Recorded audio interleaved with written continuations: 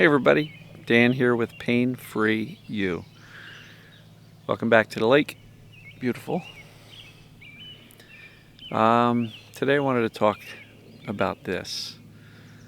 Why and how to stop freaking out. So, get to that in a second. Let you listen to the birds. Awesome.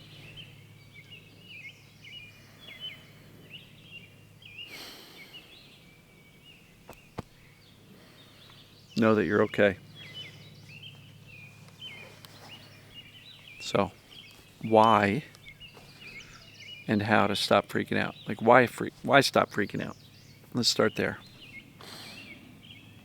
Perceived danger creates symptoms. That's how the pain system works. That's how basically the subconscious voice doesn't have a voice. Subconscious mind doesn't have a voice. So it's got to alert us in some way that something is going on that the subconscious brain says, I don't know if this is cool. Symptoms are the result. Sometimes the symptoms are there due to a legitimate condition in the body, right? Other times, the perception of danger is false. It's incorrect. It's up to us to figure out what's going on. Fortunately, there are assessments based on decades of clinical medical work in the mind-body space that can help you determine the characteristics of your symptoms and see whether or not it matches this mind-body reason for symptoms or pains. So, since perceived danger is the cause of symptoms, it's really important to stop freaking out. Because as long as you're freaking out, you're in a panic. You're saying, why is this happening? Why did that happen? Oh my God, it's killing me. It's up. You know? Really important to know that continuing to freak out, continuing to panic, continuing to try to ask why, I can't believe this, continuing to hate on the symptoms, continue to be frustrated with it, continue to tell yourself how sick you are, is going to continue the symptoms. So why stop freaking out? Because it can make symptoms worse and absolutely delay recovery. As long as you're freaking out, you're not going to get better. Sorry, never met anybody who got better by freaking out. So that's the why. It never helps. I've never met a person who freaked out so bad, poof, symptoms were gone. Just doesn't happen.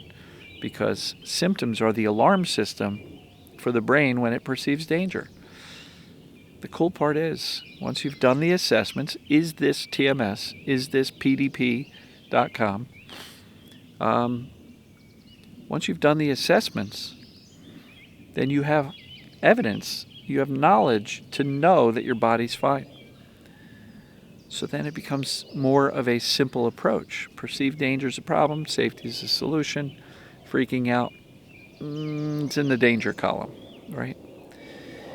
Now, there's varying degrees of freaking out. Some people in an absolute panic, other people with more mild, degrees of fear. But I will tell you this, doubt is a huge driver of fear, because if you're doubting, why am I full of symptoms?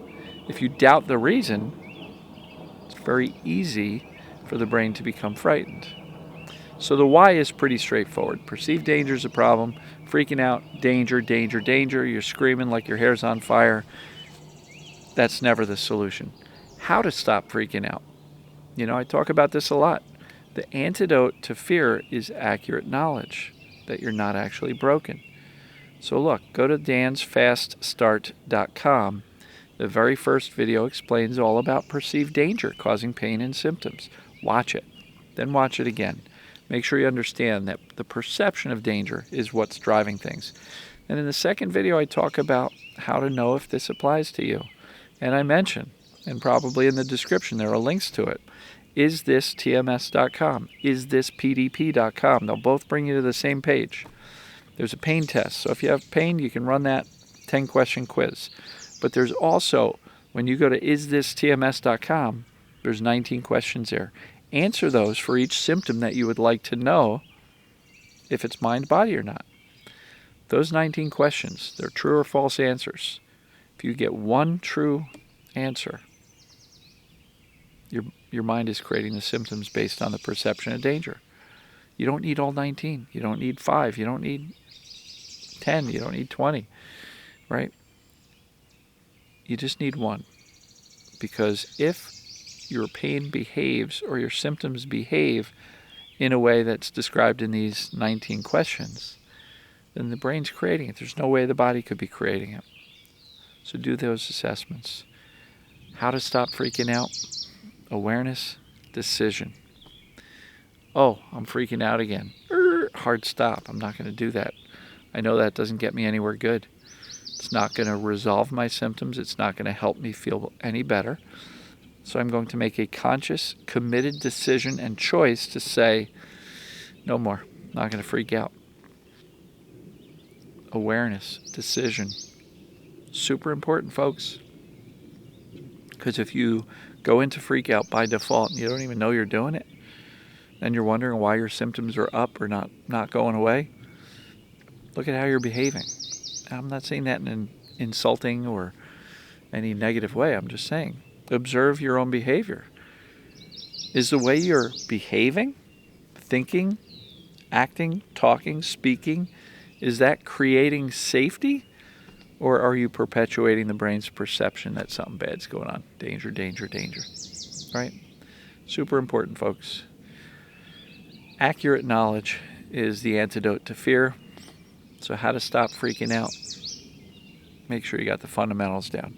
What causes symptoms? Does this apply to me?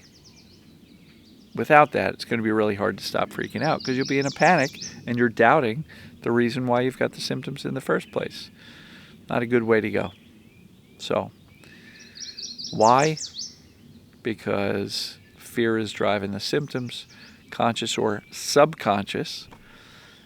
How? Accurate knowledge. You got to get the fundamentals down. What causes it? Perceived danger. Does this apply to me? Do the assessments. Is this TMS.com? And once you get your answer, accept it so that you can begin from that strong foundation to start teaching your brain that you're actually okay. Hope that makes sense. So that's the why and the how to stop freaking out. All right, everybody. Got a group call starting in about 10 minutes, 12 minutes. So I got to roll. Hope everybody's doing well. And as always, we'll see you tomorrow. Love you.